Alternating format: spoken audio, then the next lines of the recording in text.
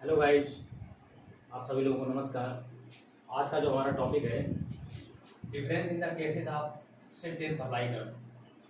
कुछ कारण है जिनके आधार पर ये सप्लाई कर्व है ना, शिफ्ट इन सप्लाई कर्व उसमें डिफरेंट है। वो आपके increase in supply and decrease in supply में क्या डिफरेंस अंतर है। तो सबसे पहला जो है अंतर वो यही है कि जो इंक्रीज इन सप्लाई है उसको right word shift of supply के नाम से हम जानते हैं, और जो डिक्रीज इन सप्लाई है उसमें left word shift of supply के भी नाम से जानते हैं। ये दो नाम दिए गए हैं, डिक्रीज इन सप्लाई या left word shift of supply, एक ही बात है। इसी प्रकार इंक्रीज इन सप्लाई, इसको दूसरा नाम है right word shift of supply. ठीक है। दूसरी बात, इसमें जो पहला अंतर है, improvement in technique of production, मतलब जो उत्पादन में जो हम उत्पादन करते हैं, अगर हम नई तकनीकी से अगर हम उत्पादन करते हैं तो क्या होता है, तो वहाँ पर हमारी प्रोडक्शन ज़्यादा होता है, और अगर प्रोडक्शन ज़्यादा होगा तो फिर हम ज़्यादा सप्लाई करेंगे, है ना। और इसी प्रकार technique of production become obsolete, मतलब अगर हम ऑब्सोलेट का मतलब प्रचलित ढंग से, पुराने ढंग से, तो उसमें क्या होता है, उसमें ये होता है कि तुम्हारा जो प्रोडक्शन है वो कम होगा। ठीक है। और जब प्रोडक्शन अगर कम होगा तो फिर डिक्रीज इन सप्लाई ही होगा, मतलब पूर्ति में कमी हो जाएगी। ठीक है। दूसरा अंतर ये, fall in the price of substitute goods, और इसमें rise in the price of substitute goods. मतलब क्या है, मतलब ये है कि जैसे सब्स्टिट्यूट गुड्स का मतलब ये होता है रिलेटेड गुड, और रिलेटेड गुड का मतलब हम चाहे जो भी मान लें, चाहे हम चाय कॉफी मान लें, चाहे पेप्सी कोको कोला मान लें, चाहे हम गेहूं और धान मान लें, तो चलिए मान लीजिए पेप्सी और कोको कोला ही मान लेते हैं। अगर पेप्सी की जो कीमत है अगर डिक्रीज होगी, है ना, जैसे कोई पेप्सी का प्रोडक्शन कर रहा है और पेप्सी की जो कीमत है अगर वो डिक्रीज हो जाएगी तो फिर वो पेप्सी का प्रोडक्शन करेगा, है ना, नहीं करेगा। किसका करेगा? वो कोको कोला का करेगा। ठीक है। किसका करेगा?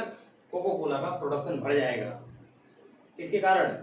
उसकी जो कीमत में कमी हुई है, किसकी? पेप्सी की। तो वही लिखा हुआ है fall in price of substitute goods. तो जो सब्स्टिट्यूट गुड्स होती हैं उसमें ऐसा होता है कि fall in the price of substitute goods. इसमें क्या हो जाएगा? Rise in the price of substitute goods, मतलब डिक्रीज इन सप्लाई। जैसे भी मैंने बोला है पेप्सी और कोको कोला, हमने अभी ये कहा है कि पेप्सी की अगर कीमत कम हो जाएगी, मतलब ये लिखा है फॉल इन द प्राइस, तो फिर कोको कोला की जो सप्लाई है वो क्या हो जाएगी? इंक्रीज हो जाएगी। ठीक है। इसी प्रकार जब पेप्सी की कीमत अगर इंक्रीज हो जाएगी, लिखा हुआ राइज इन द प्राइस, तो फिर क्या हुआ? कोको कोला की जो सप्लाई है वो क्या हो जाएगी? कम हो जाएगी ना। वही इसका मतलब हुआ है डिक्रीज इन सप्लाई। ठीक है। ये कम्प्लीमेंट्री गुड्स में नहीं होता है, ओनली सब्स्टिट्यूट गुड्स में होता है। तीसरा पॉइंट है फॉल इन कास्ट। अगर हम कोई भी प्रोडक्शन नई तकनीकी से करते हैं तो वहाँ पर लागत कमी आती है, और यहाँ पर राइजिंग कास्ट, जब हम पुरानी परंपरा को अपना करके प्रचलित ढंग से कोई भी काम करते हैं, कोई नया काम ऐड नहीं करते हैं नए तरीके से, तो वहाँ पर लागत क्या होती है? अधिक आ जाती है। चौथा पॉइंट है favourable change in the government policy. Favourable का मतलब होता है अनुकूल तरीके से। अगर अनुकूल तरीके से कोई भी हमारे जितने भी सप्लाई फंक्शन हैं, जो अदर कंटेंट है, ठीक है, अदर कंटेंट में जो परिवर्तन होता है वो फेवरेबल चेंज हो। फेवरेबल का मतलब यही है कि जैसे अभी मैंने जो पॉइंट पढ़ा है इम्प्रूवमेंट इन टेक्निक और प्रोडक्शन, तो टेक्निक में अगर प्रोडक्शन होगा, वो परिवर्तन होगा, अच्छी तकनीकी से कोई भी कार्य करेंगे तो लागत भी कम आएगी, प्रोडक्शन ज़्यादा होगा, सप्लाई ज़्यादा होगी, और मुझे कीमत भी ज़्यादा होगी। ठीक है। तो इसका मतलब ये होता है। दूसरा गवर्नमेंट पॉलिसी भी है। गवर्नमेंट पॉलिसी का मतलब ये है कि गवर्नमेंट टैक्स कम लगाए, है ना, टैक्स कम लगाए तो ऑटोमेटिक कीमत उसकी बढ़ेगी, कोई भी प्रोडक्शन होगा हमारा, और जब उसकी कीमत अगर बढ़ेगी तो फिर वो उसकी सप्लाई भी बढ़ेगी, है ना। और इसी प्रकार सब्सिडी जो है, सब्सिडी अगर वो बढ़ा दे तब भी हमारी कीमत मतलब बढ़ेगी, है ना। किसी भी प्रोडक्शन करते हैं उस चीज़ की कीमत बढ़ेगी, और जब कीमत बढ़ेगी तो फिर उसकी सप्लाई भी बढ़ेगी। ठीक है। ईद का मतलब ये होता है फेवरेबल चेंज, मतलब उसके अनुकूल। ठीक है। और जो unfavourable change in the government policy, इसका मतलब क्या होता है? Unfavourable change in the government policy का मतलब होता है कि उसके फेवर में नहीं, मतलब उसकी प्रतिकूल दिशा में। जैसे कि हम गलत तरीके से नहीं, मतलब पुरानी परंपरा को, मतलब जो है खेती करने के या कोई भी चीज़ काम करने के हम तरीके अपनाएंगे तो फिर क्या होगा, तो फिर उसका जो लागत भी ज़्यादा आएगी, प्रोडक्शन भी कम होगा, सप्लाई भी कम होगी, है ना, और प्राइस की जो कीमत है वो क्या होगी, राइज होगी, है ना। और इसी प्रकार हमारी जो गवर्नमेंट पॉलिसी है, गवर्नमेंट पॉलिसी में अगर टैक्स रेट ज़्यादा बढ़ जाए तो फिर कोई भी प्रोडक्शन है उसकी क्या होगी, कीमत कम हो जाएगी, और जब कीमत कम हो जाएगी तो फिर क्या होगा, सप्लाई भी कम हो जाएगी, क्योंकि अगर किसी भी प्रोडक्ट की जो प्राइस है अगर वो ज़्यादा नहीं होगी तो वो प्रोडक्शन क्यों करेगा। ये प्रोडक्शन इसीलिए करते हैं कि उसकी कीमत जब ज़्यादा है तो फिर ज़्यादा प्रोडक्शन होता है, और अगर कीमत ही कम हो जाएगी तो सप्लाई भी कम हो जाएगी, अगर सप्लाई कम हो जाएगी तो फिर क्या होगा, वही होगा कि unfavourable change in the government policy, मतलब उसके प्रतिकूल में यही होगा। फिर हम इसको एक डायग्राम के भी माध्यम से समझ लेते हैं। कि डायग्राम सिर्फ है सब्स्टिट्यूट गुड्स के लिए। सब्स्टिट्यूट गुड्स का मतलब ये है कि जो रिलेटेड गुड्स हैं, जैसे पहले प्राइस हमारा ये था, ठीक है, तब हमारा इक्विलिब्रियम पॉइंट ये था, ठीक है, और ये क्वांटिटी थी, ठीक। जब हमारा प्राइस कम हो गया है तो ये आप देख सकते हैं क्या हो गया है, जब प्राइस हमारा कम हो गया है ये इस तरीके से, ये क्या हो गया है, क्वांटिटी हमारी बढ़ गई है, मतलब सप्लाई इंक्रीज हो गई है, ठीक है, और हमारा अब नया इक्विलिब्रियम पॉइंट जो आ गया इवन, अब हमारा इवन ये आ गया है, ठीक है। लेकिन जो हमारा डिमांड कर्व है वो वही रहा, उसमें बदलाव नहीं दिखा। तो ये जो वाई अक्ष है यहाँ पर प्राइस को हम दर्शाते हैं, और जो एक्स अक्ष है यहाँ पर क्वांटिटी सप्लाइड को हम दर्शाते हैं। उसके बाद में क्या है, जो डिक्रीज इन सप्लाई है, डिक्रीज इन सप्लाई का मतलब क्या है, डिक्रीज इन सप्लाई में क्या होता है कि पहले हमारी प्राइस ये थी, है ना, तो हमारी जो क्वांटिटी सप्लाइड ये हो रही थी, और जब प्राइस की जो मात्रा है वो प्राइस क्या हो गई, बढ़ गए, प्राइस जब बढ़ गए तो फिर हमारी जो क्वांटिटी है वो कहाँ पर आ गई, कोई Q2 यानी क्या हो गई, क्वांटिटी कम हो गई, यानी डिक्रीज इन सप्लाई, है ना। और जो हमारा नया सप्लाई कर बना है वो क्या बना है, ये बना है S2, ठीक है, पहले क्या था E था, अब क्या हो गया E2 हो गया। तो इस तरीके से ये हमारा अंतर है इसमें increase in supply and decrease in supply, ठीक है। इसके बाद वाला जो है वो हमारा movement and shift in supply curve में डिफरेंट है।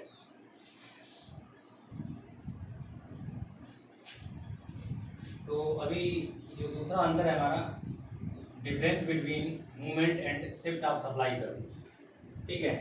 तो इसमें क्या है कि जो मूवमेंट है और शिफ्ट है, तो हम पहले भी बता चुके हैं, जो शिफ्ट इन सप्लाई कर्व में इंक्रीज इन सप्लाई और डिक्रीज इन सप्लाई होता है ना।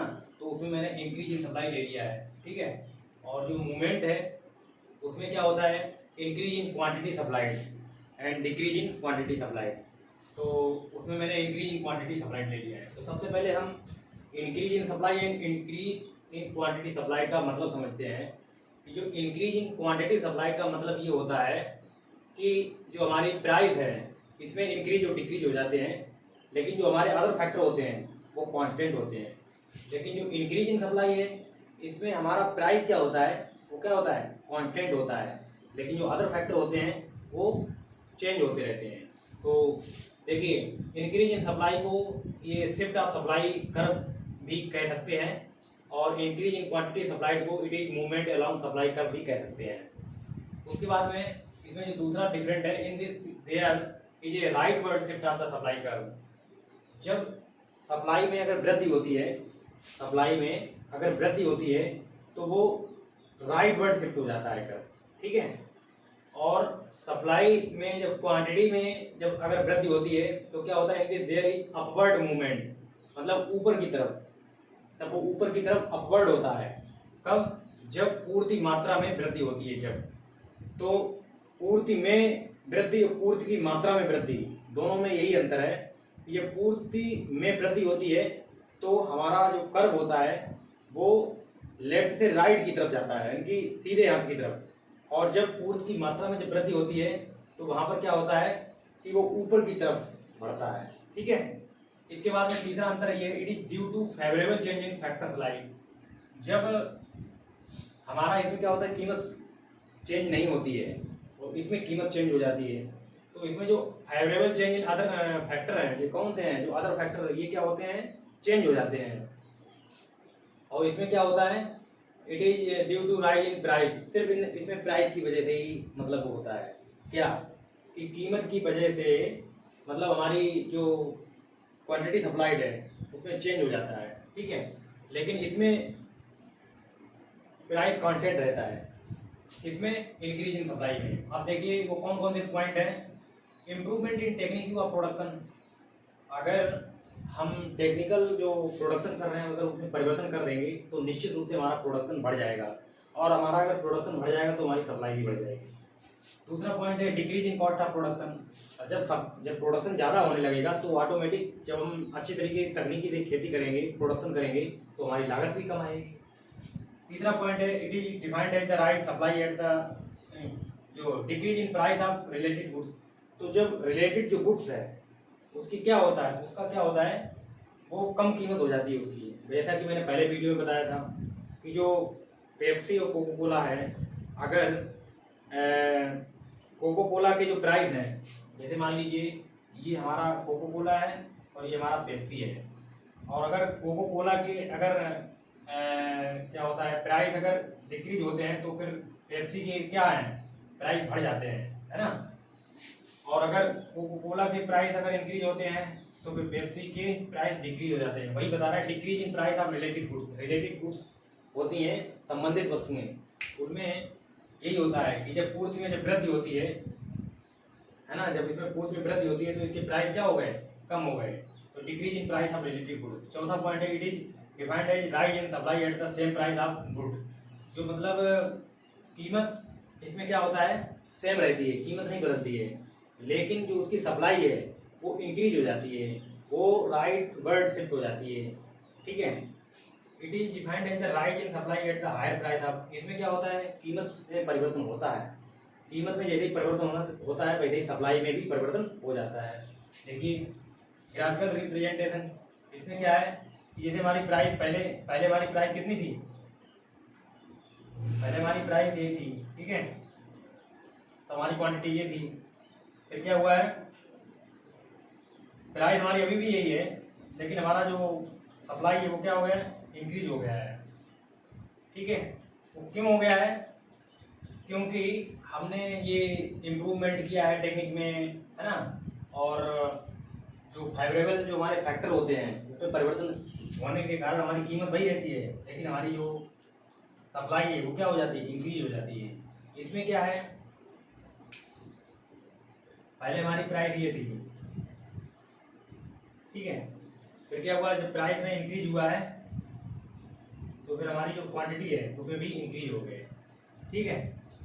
तो ये रहा हमारा increase in quantity supplied and increase in supply में डिफरेंट। आशा करते हैं कि आपको समझ में आया होगा, और कोई चीज़ अगर डाउट या कोई चीज़ ना समझ में आए तो नीचे कमेंट बॉक्स में लिख सकते हैं। धन्यवाद।